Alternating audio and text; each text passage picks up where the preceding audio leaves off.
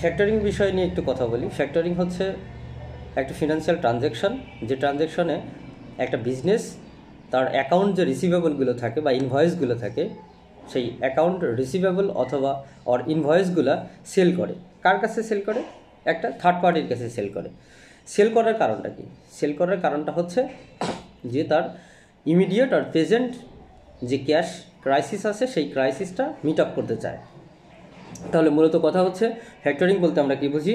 ফ্যাক্টরিংটা হচ্ছে একটা বিজনেস তার কাছে যতগুলো অ্যাকাউন্ট রিসিভেবল আর ইনভয়েস আছে, সেই ইনভয়েসগুলো কোনো একটা থার্ড পার্টির কাছে ডিসকাউন্ট রেটে বিক্রি করে।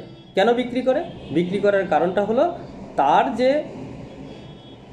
লিকুইডিটি ক্রাইসিস আছে, প্রেজেন্ট অ্যান্ড ইমিডিয়েট যে ক্যাশ ক্রাইসিস আছে, ক্যাশ নিড আছে, এই নিডটাকে সে মিট আপ করতে চায়। সেই জন্য তার কাছে যতগুলো ইনভয়েস আছে সে কোনো একটা থার্ড পার্টির কাছে বিক্রি করে একটা ডিসকাউন্ট রেটে। That is called factoring. Okay.